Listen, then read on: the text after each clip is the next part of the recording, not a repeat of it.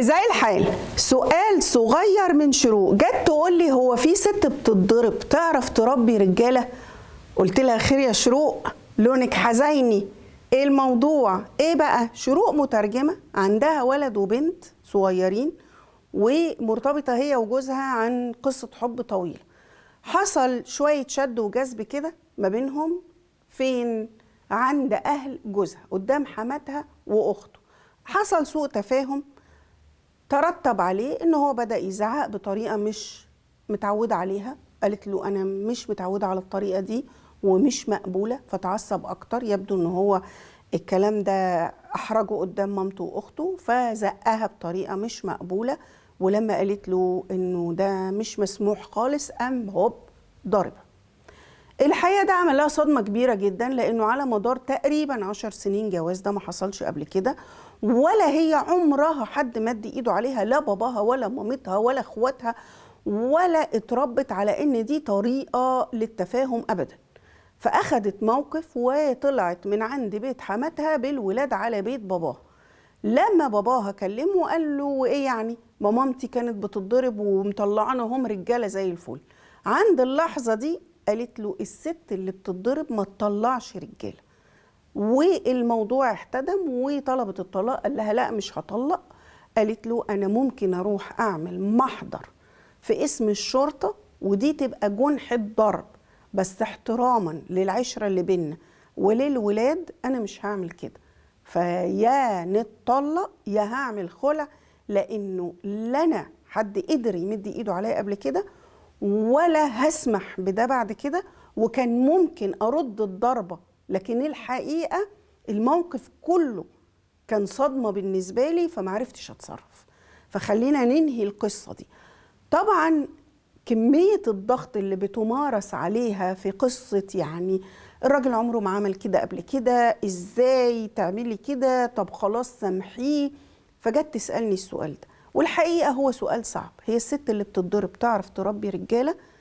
الحقيقة بيطلعوا بشر، يعني أكيد بتربي وبيكبروا عندهم 30 و40 و50 سنة عادي، يعني ما بيموتوش يعني. إنما تعرف تطلع رجالة سوية؟ هو ده السؤال. في اللحظة اللي حصل خلاف ما بينهم هو ما فكرش بشكل سوي طبيعي ولا قدر يدير الموقف، والموضوع فلت منه. ولما حصل سوء تفاهم ما بين مراته وما بين مامته واخته، هو ما عرفش يدير الموضوع بشكل حكيم، بشكل يبان فيه راجل عاقل متزن. انما هو رجع كأنه طفل صغير عايز يثبت لمامته ولاخته ان هو كبير، وبالتالي التصرف يجي على ايه؟ على حساب ايه؟ على حساب الطرف التاني اللي شعر انه هو طرف اضعف وممكن يمد ايده عليه ويعتذر بعد كده والدنيا تعدي.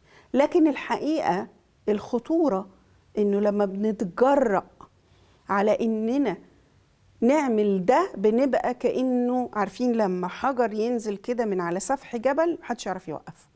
العنف محدش يعرف يوقفه. ادام الناس اتجرأت على انها بدل ما تستخدم عقلها والحكمة تستخدم ايديها وتجرح بالشكل ده من غير ما تحس حتى بأزمة، من غير ما يرجع يقول أنا آسف، من غير ما يحس بأنه كان في مشكلة كبيرة ويعترف بيها قدام مامته واخواته ويعتذر لمراته، هو هنا ما بقاش بيتعامل باعتباره راجل مسؤول، إنما انسحب تاني لمساحة الطفولة اللي كانت مامته بتتضرب فيها، واللي شاف إن ده سلوك طبيعي. فهي ما حبتش يبقى ده السلوك الطبيعي اللي تتعامل بيه، أو إن ابنها يشوف أمه كده.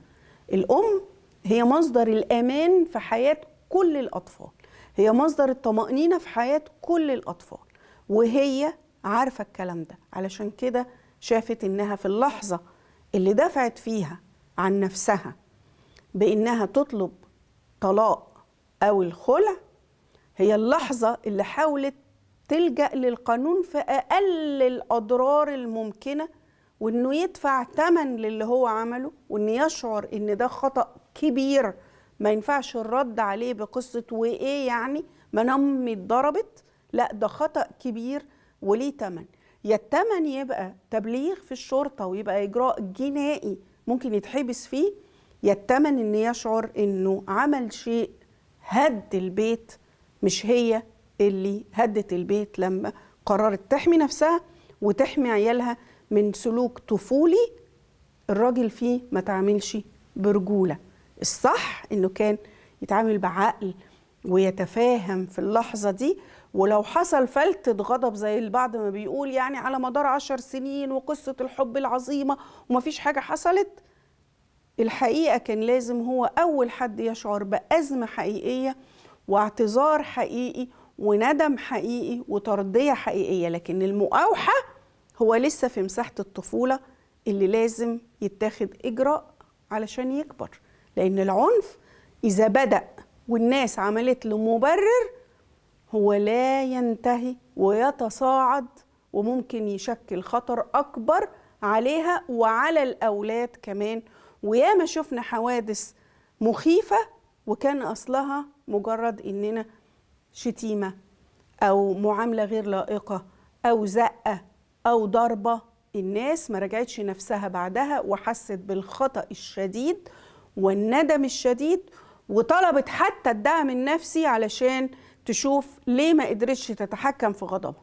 دي الحالة الوحيدة اللي ممكن نتكلم فيها أو نكمل علاقة إذا الشخص قرر إنه محتاج دعم نفسي وياخد تأهيل حقيقي علشان يقدر يتحكم في غضبه برجولة. صح الكلام؟